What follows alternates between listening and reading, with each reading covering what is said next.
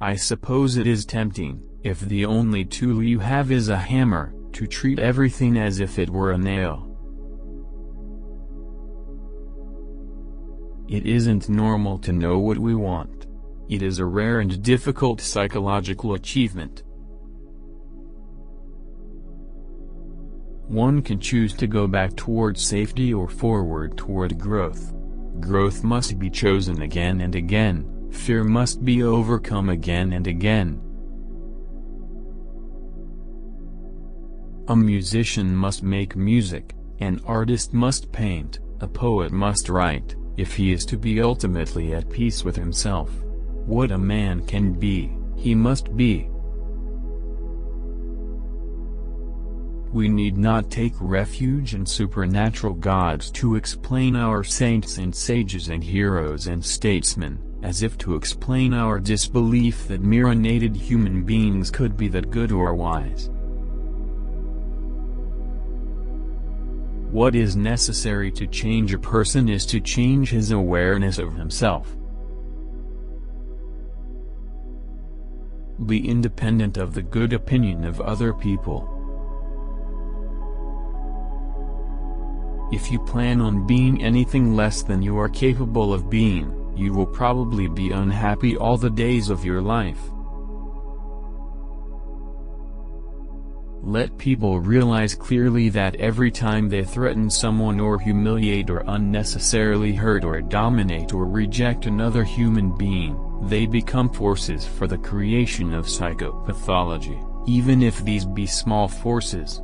Let them recognize that every person who is kind, helpful, decent, psychologically democratic, affectionate, and warm, is a psychotherapeutic force, even though a small one. I can feel guilty about the past, apprehensive about the future, but only in the present can I act. The ability to be in the present moment is a major component of mental wellness. Life is an ongoing process of choosing between safety, out of fear and need for defense, and risk, for the sake of progress and growth. Make the growth choice a dozen times a day. In any given moment we have two options, to step forward into growth or to step back into safety.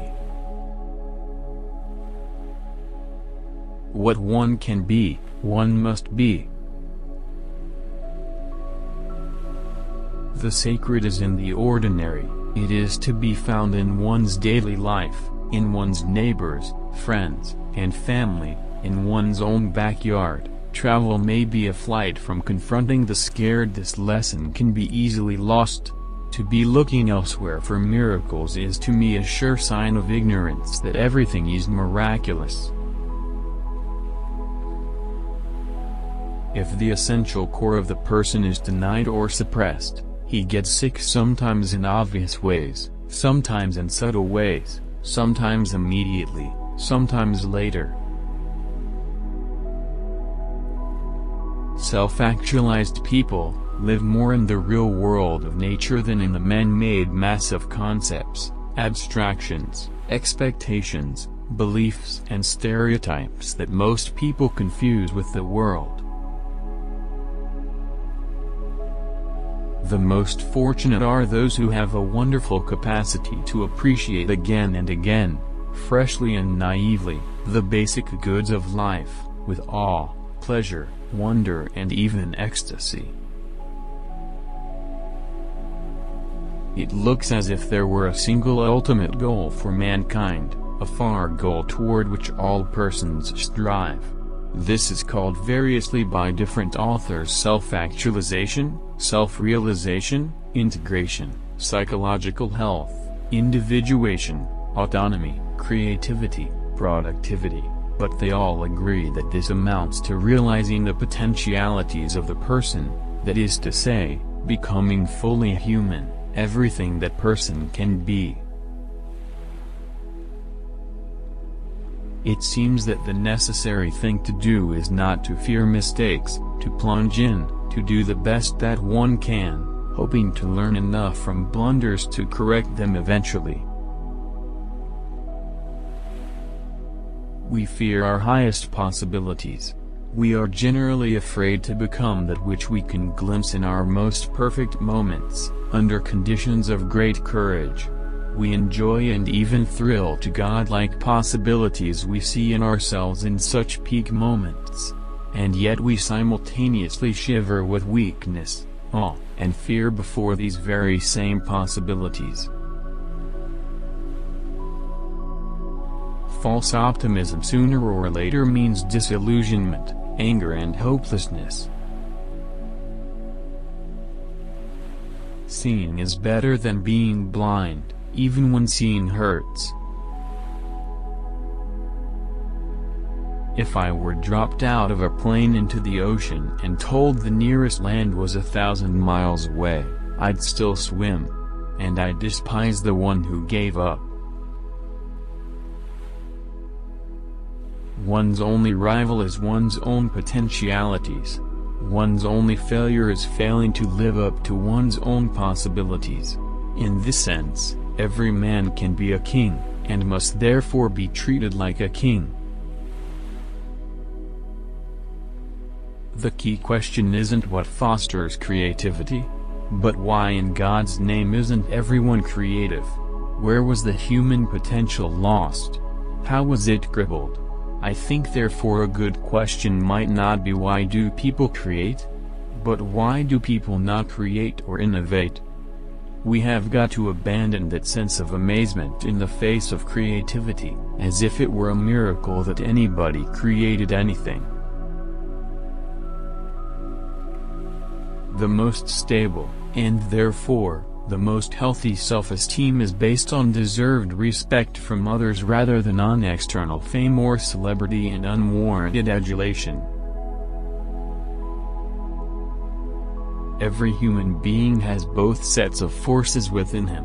One set clings to safety and defensiveness out of fear, tending to regress backward, hanging on to the past, afraid to grow away from the primitive communication with the mother's uterus and breast, afraid to take chances, afraid to jeopardize what he already has, afraid of independence, freedom and separateness.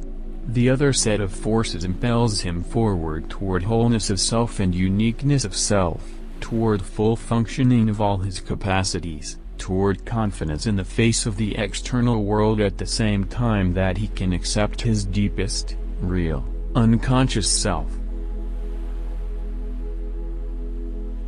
Not allowing people to go through their pain, and protecting them from it, may turn out to be a kind of overprotection, which in turn implies a certain lack of respect for the integrity and the intrinsic nature and the future development of the individual. The great lesson is that the sacred is in the ordinary, that it is to be found in one's daily life, in one's neighbors, friends, and family, in one's backyard.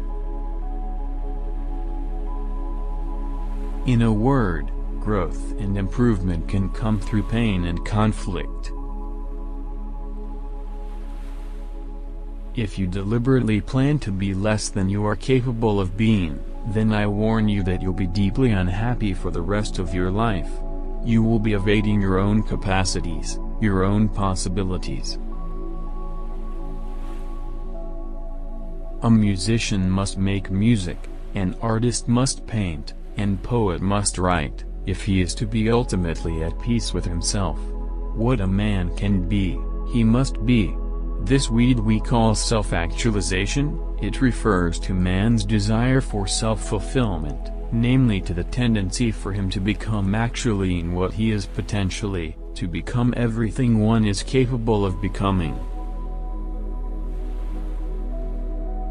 Perhaps adjustment and stabilization, while good because it cuts your pain, is also bad because development towards a higher ideal ceases. To be able to listen, really, wholly passively, self-effacingly listen, without presupposing, classifying, improving, controverting, evaluating, approving or disapproving, without dueling with what is being said, without rehearsing the rebuttal in advance, without free associating two portions of what is being said so that succeeding portions are not heard at all. Such listening is rare. Most people experience both tragedy and joy in varying proportions. Any philosophy which leaves out either cannot be considered to be comprehensive. The needs for safety, belonging, love relations and for respect can be satisfied only by other people, i.e., only from outside the person. This means considerable dependence on the environment. A person in this dependent position cannot really be said to be governing himself, or in control of his own fate. He must be beholden to the sources of supply of needed gratifications.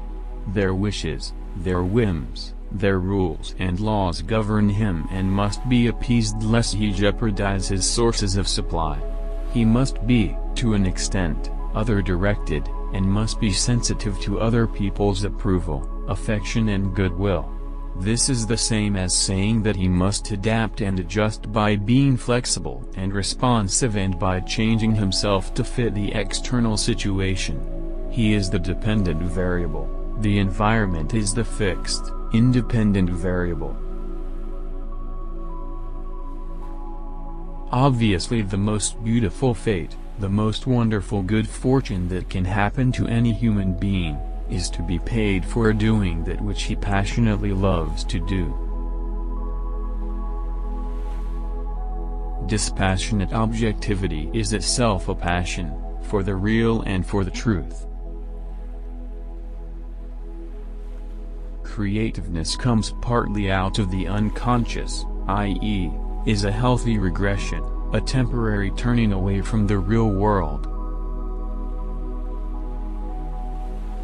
What you don't know has power over you, knowing it brings it under your control, and makes it subject to your choice. Ignorance makes real choice impossible.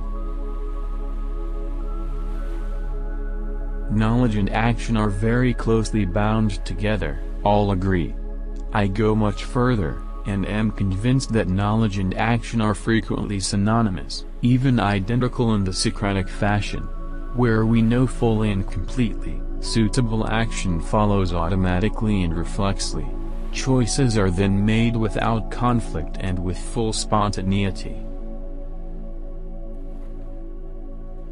The empirical fact is that self-actualizing people, our best experiencers, are also our most compassionate, our great improvers and reformers of society, our most effective fighters against injustice, inequality, slavery, cruelty, exploitation, and also our best fighters for excellence, effectiveness, competence.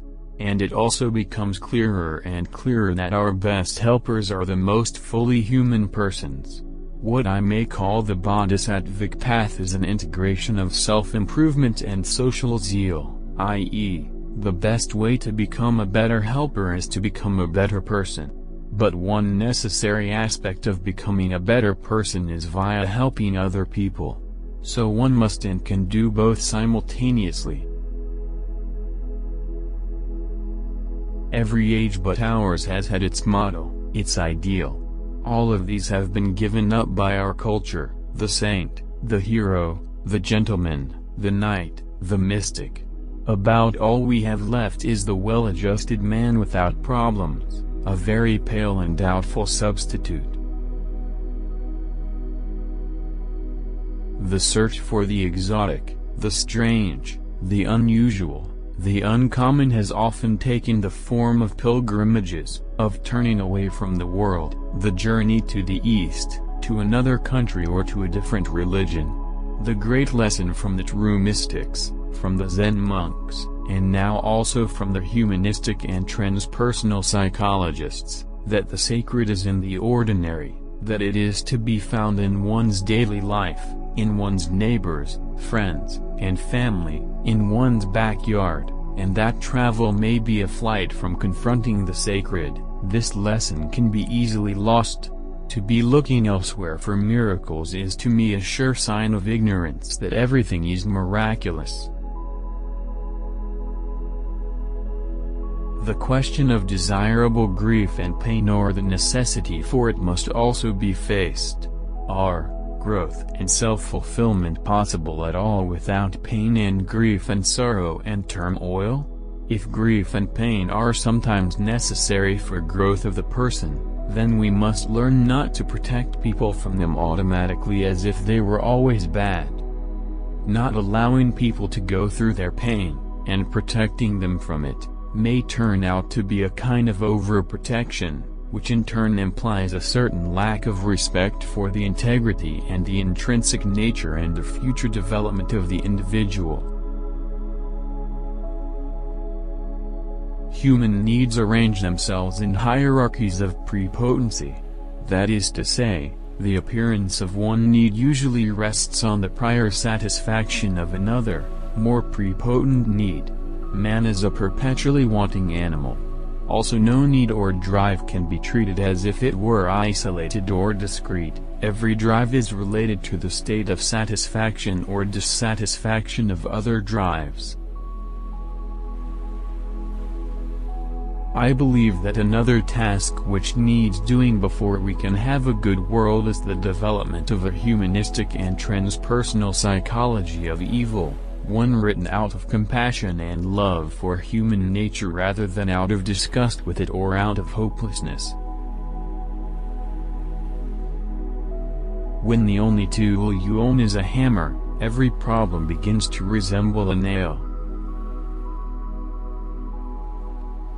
How good a society does human nature permit? How good a human nature does society permit? Neither are the humanistic scholars and artists of any great help these days. They used to be, and were supposed to be, as a group, carriers of and teachers of the eternal verities and the higher life. The goal of humanistic studies was defined as the perception and knowledge of the good, the beautiful, and the true.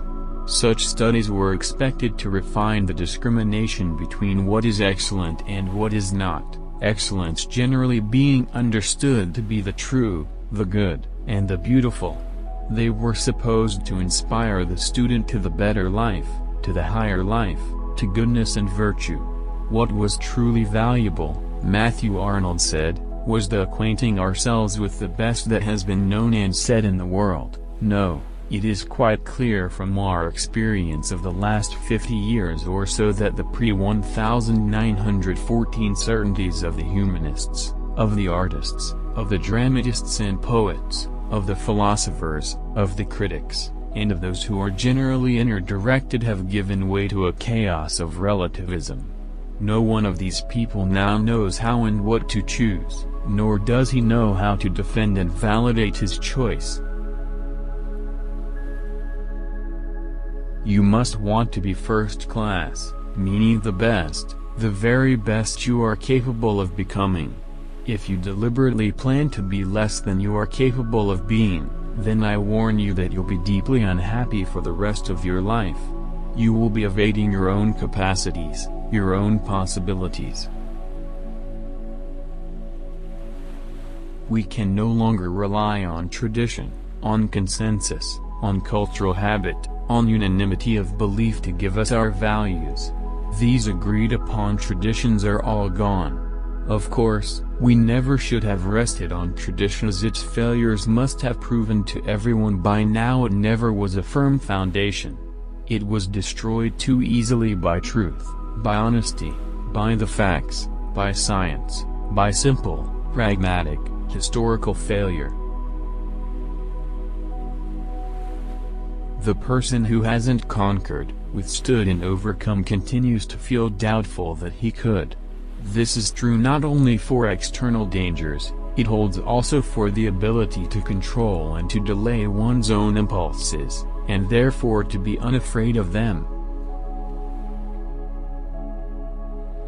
To sum it up, from this point of view, the two religions of mankind tend to be the peakers and the non-peakers, that is to say, those who have private, personal, transcendent, core religious experiences easily and often and who accept them and make use of them, and, on the other hand, those who have never had them or who repress or suppress them and who, therefore, cannot make use of them for their personal therapy, personal growth, or personal fulfillment.